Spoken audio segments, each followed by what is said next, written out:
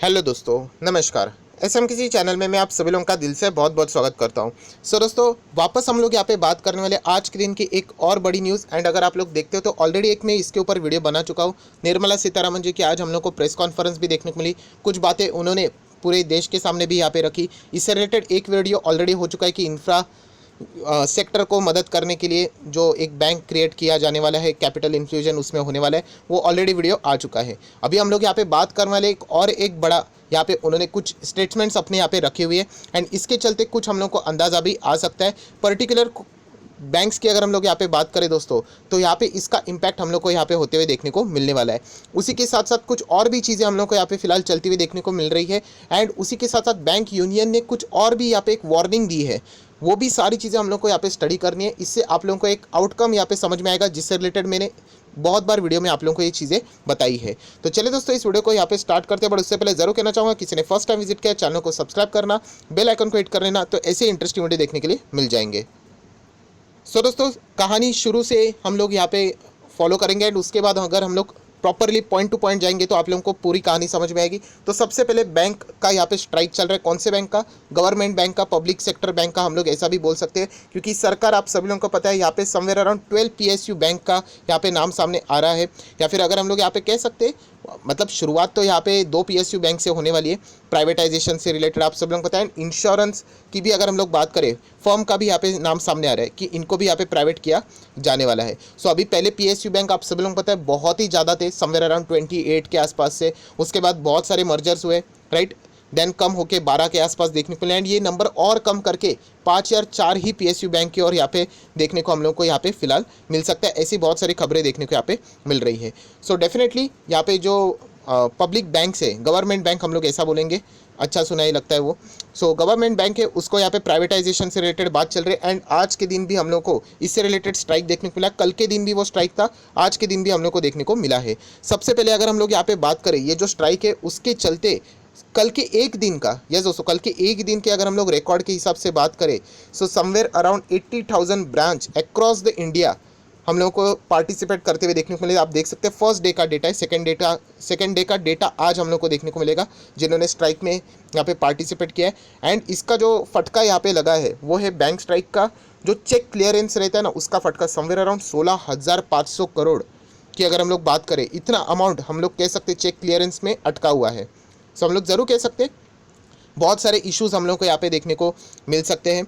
उसी के साथ साथ अगर हम लोग यहाँ पे बात करें तो ये तो नॉर्मल डेटा है, हम लोग चाहो तो ऐसा भी बोल सकते हैं। बट अभी अगर हम लोग यहाँ पे बात करें वार्निंग की, यस दोस्तों, आप यहाँ पे देख सकते हो अभी अभी ये खबर हम लोग को बाजार क्लोज हो जाने के बाद देखने को मिली है कि जो बैंक की यूनियन है, ऑब्वियसली मैं खुद के पॉइंट ऑफ व्यू से नहीं बोल रहा हूँ, सोर्सेज के द्वारा ये चीज़ें हम लोग को देखने को मिलती है, उसके हिसाब से मैं बात कर रहा हूँ। तो बैंक यूनियन ने ये भी वार्निंग दे दी है कि ये जो स्ट्राइक किया 2 दिन का, मतलब इसको लाइटली ना लिया जाए, इसको सीरियसली लिया जाए कि ये प्राइवेटाइजेशन बैंकिंग सेक्टर में जो किया जा रहा है उसको रोकने के लिए उन्होंने किया है। एंड अगर ऐसा नहीं होता है तो बैंक यूनियन आप देख सकते हैं, उन्होंने ये भी कहा है कि may go on indefinite strike like the farmers. आप सभी लोगों को पता है फार्मर के भी जो प्रोटेस्ट हम लोग को यहाँ पे देखने को मिल रहा है, उसी टाइप की अगर हम लोग यहाँ पे बात करें, बैंक के यूनियंस ने भी ये वार्निंग दी है। ये मैं अपने पॉइंट ऑफ व्यू से नहीं बोल रहा, आप अगर नीचे स्क्रॉल डाउन करके भी पढ़ोगे तो आप लोगों को ये सारी खबरें यहाँ पे देखने को मिलेगी। उन्होंने कहा है कि हम लोग ये वार्निंग दे रहे कि हम लोग कंटिन्यूसली यहाँ पे चलते रहेंगे, जैसे फार्मर यहाँ पे कैसे कर रहे हैं प्रोटेस्ट, वैसे ही अगर ये प्राइवेटाइजेशन की चीज़ें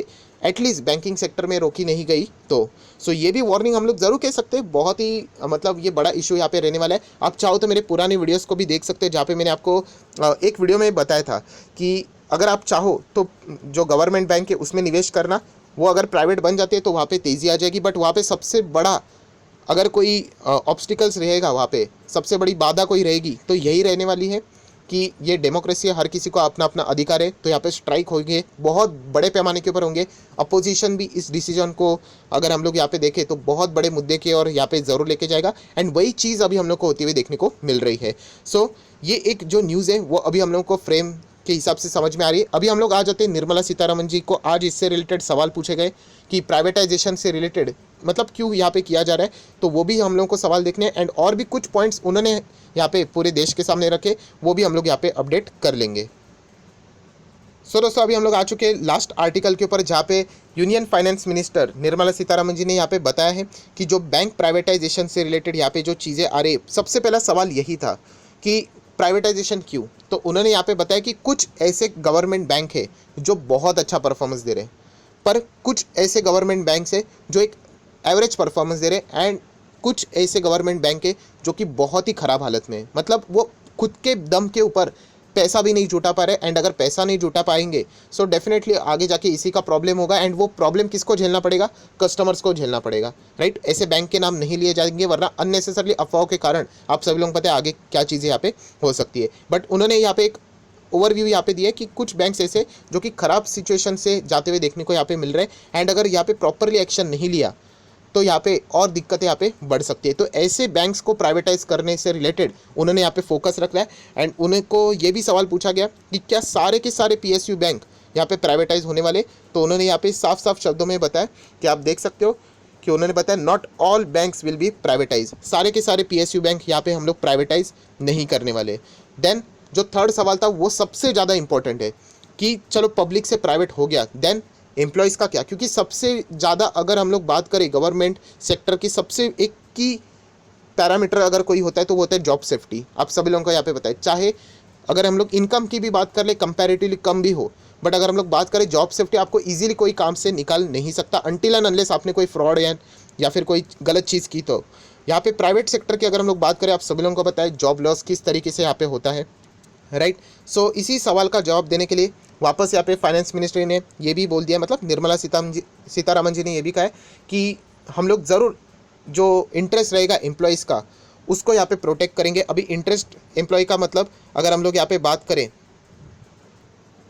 तो जो वो एम्प्लॉय की जो सैलरी रहेगी वो तो ठीक है, उसी के साथ साथ जो पेंशन रहेगा उसका क्या, तो सारी चीज़ों को उन्होंने यहाँ पे कहा है कि हम लोग यहाँ पे प्रोटेक्ट करने वाले। आप देख सकते हैं निर्मला सीतारामन जी ने बोला है those bank which are likely to get privatise the interest of every staff member will be protected, interest of existing employees will be protected at all cost. So ये मेरा स्टेटमेंट नहीं है, निर्मला सीतारामन जी ने बोला है, आप चाहो तो यहाँ पे चेकआउट कर सकते हो। सो यहाँ पे हम लोग कह सकते हैं कि आज के दिन अगर हम लोग ये सारी खबरों को अगर जोड़ के देख ले एंड जो पॉसिबिलिटी आगे की अगर हम लोग उसको देखें, तो मैं ज़रूर कहना चाहूँगा ये जो PSU का जो प्राइवेटाइजेशन यहाँ पे चल रहा है वो इतना आसान नहीं रहने वाला है, बहुत ही ज़्यादा हम लोग को ये टफ होते हुए देखने को मिलने वाला है। क्योंकि जैसे मैं आप लोगों को अभी भी बताया, जो बैंक यूनियन ने जो वार्निंग दी है, अगर वो उसी टाइप पे अगर वो सीरियसली उसके ऊपर अगर आ जाते, क्योंकि देखिए दोस्तों कि बैंक्स को आप लोग लंबी अवधि तक ऐसे बंद नहीं रख सकते। आप सब लोग बताए चेक क्लियरेंस से रिलेटेड 16,500 करोड़ अटकना, मतलब आप अंदाज़ा लगा सकते हो कितने इश्यूज़ यहाँ पे फ्यूचर में भी हो सकते हैं। तो सरकार इस बात को ज़रूर यहाँ पे सीरियसली लेगी ही लेगी। सो यही चीज़ अभी हम लोग को यहाँ पे फ्यूचर में देखना है कि यहाँ पे इससे रिलेटेड क्या होता है। बट निर्मला सीतारामन जी का जो बड़ा फैसला अगर हम लोग यहाँ पे बात करें तो हम लोग एक पॉइंट ज़रूर कह सकते हैं कि सारे बैंक्स को यहाँ पे प्राइवेटाइज नहीं किया जाएगा। State bank of India obviously ऐसे बड़े बैंक्स चाहिए, ऐसा निर्मला सीतारमण जी ने खुद ही यहाँ पे बोला है।